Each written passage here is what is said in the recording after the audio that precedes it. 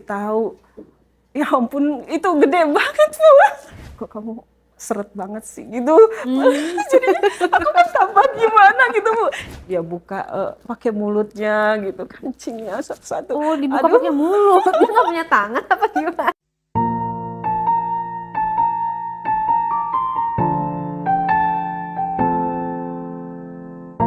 Raisa akan cerita yang suatu konten dewasa mungkin. Jadi buat kalian yang masih sekolah, jangan nonton ini, di skip dulu ya. Ini hanya untuk 18 plus. Dan kisahnya Raisa ini bukan untuk ditiru. Jadi kita ambil pelajaran untuk kedepannya supaya kita bisa waspada, antisipasi, dan jadi lebih manusia yang lebih baik dari cerita ini.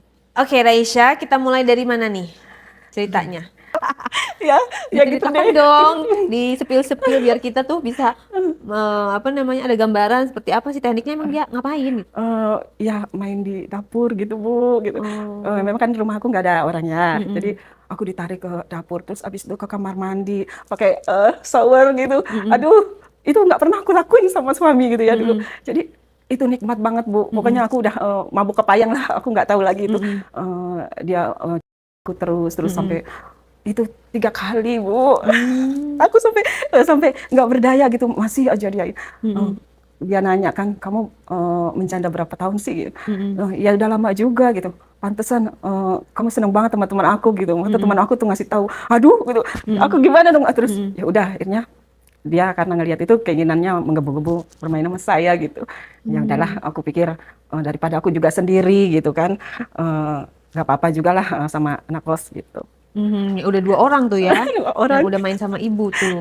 Tapi nggak takut mereka nanti pada bocor? enggak lah, kayaknya dia juga jaga rahasia gitu. Cuma yang satu ini nggak tahu, dia juga nggak WA saya, nggak nanya gitu kan. Berarti kan nggak tahu dia tentang saya sama teman-temannya. Nah ada juga Bu, aku punya toko juga kan jauh dari rumah, dari rumahku jauh di depan jalan raya. Di situ juga ruko lain kebetulan dia sendiri, duda. Nah terus kita sama-sama jaga toko nih. Cuma dia tokonya beda. Kalau aku kan warkop lah. Gitu. Nah di situ juga dia mulai bercanda-canda dari omongan gitu, kayak gitu ya. Aku tuh nggak mau. Pertama aku takut karena dia agak serem gitu mukanya gitu, kayak preman lah gitu. Nah terus lambat laun kok dia baik gitu ya. Kalau aku minta tolong untuk benerin sesuatu yang di warung, dia tuh nolongin gitu. Ya udah akhirnya pas dia lagi benerin AC di kamar itu kan ada kamarnya Bu, rukonya. Terus kok dia kunci pintu gitu Bu. Aku dikunci ini dan aku lagi ngasih tahu AC-nya ini yang rusak. Tapi kok dia kunci pintu terus langsung udah nggak usah ngomong kemana-mana ya, aku udah lama suka sama kamu gitu. Terus aku kan risih gitu Bu. Kita kan sendiri, kamu janda, aku duda gitu. Udahlah nggak usah neko-neko gitu. Ya udah di situ akhirnya main juga Bu aku. Di mana? Di warung? Iya di warung. Dalam keadaan tutup atau buka? Enggak keadaan buka, tapi kan ada ruang kamarnya Bu. Gitu, Oh, ruang di dalam ada kamarnya. ruangan tertutup. Tapi setelah ya aku melakukannya ya aku tutup juga warungnya gitu. Takutnya ada pembeli masuk gitu. Bukannya nanti kalau begitu digerebek loh Bu? Ya tadinya takut berpikiran seperti itu, tapi ya udahlah, makanya aku tutup aja, takut terjadi apa-apa gitu kan. Aku beranikan diri. Sudah terbiasa mungkin ya atau gimana, kayaknya udah lama juga, jadi aku menikmati aja gitu Bu. Dan kali ini tampilannya seperti apa? Berarti jatuhnya tetangga ya? Iya. Punya warung tetangga juga dia? warung.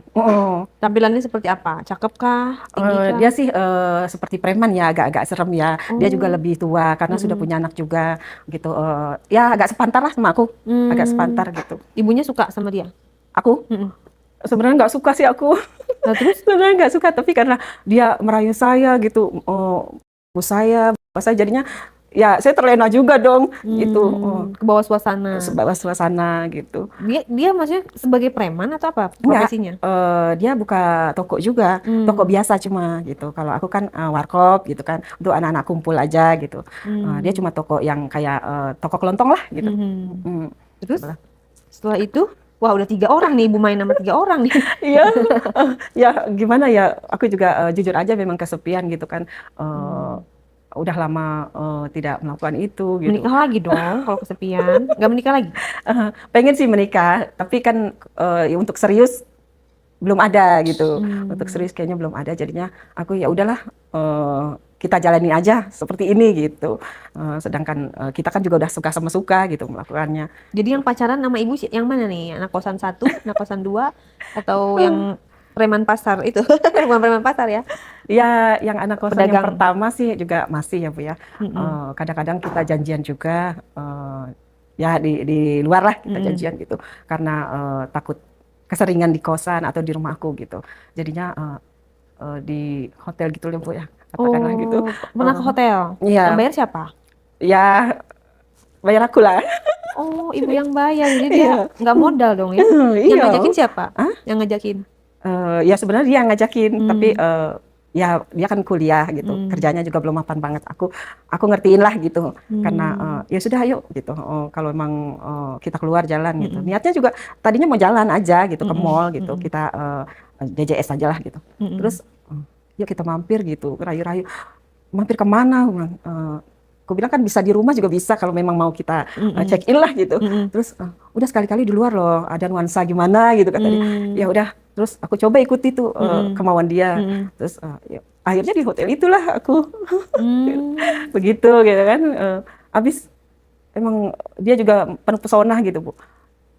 Orangnya juga ramah gitu kan, sama aku juga bisa ngerayu aku, bisa ya buat aku gimana gitu, terlena gitu Bu. Jadinya aku nggak berdaya kalau dia udah ngerayu aku, ngomongin yang manis-manis, membujuk aku gitu. Ya udah aku ayo aja gitu. Oke, ibu ini orangnya dirayu dikit langsung ini ya. Langsung kasih ya. Ya terus terang sih memang udah lama juga, jadi aku kan gimana ya Bu. Ya pengen lah gitu. Tapi ya sebenarnya pengen punya suami, tapi untuk yang serius kan belum ada gitu. Karena yang ini muda. Ya gimana sih, aku nggak bisa nolak lah, ibu pun nggak bisa nolak, cakep orangnya gitu ganteng. Iya. Terus jangan-jangan dibiayain lagi kuliahnya sama ibu nggak? Enggak, kalau biayain enggak, kebetulan dia dikirim dari kampungnya, cuma untuk pergi hotel aja gitu. Tapi tetap mereka itu pada bayar kosan? Ya tetap sih pada bayar gitu kan, karena mereka kan pada patungan gitu ya, bertiga gitu. Ya pokoknya dengan preman itu juga ya masih juga aku jalanin gitu. By the way, itu kan ibu tadi udah punya 4 pintu, berarti 4 penghuni dong. Itu semuanya cowok semua? Kebetulan satu kos aja yang cowok semua, itu 4 orang gitu. Yang lain sudah berkeluarga gitu. Terus yang 2 itu memang aku nggak pernah lah goda-goda aku nggak gitu. Nah lambat laun dia juga tahu gitu. Dia tahu sampai bilang gini, Bu, asik dong ya sama temen aku gitu, si Anton sama si Aldi gitu. Nah maksudnya apa kok? Kalau telat kan pasti gitu. Oke, jadi kan ya edukasinya jangan sampai kita itu ya kayak ibu kos ini lah ya. Maksudnya baru dirayu dikit langsung gampang banget gitu kan.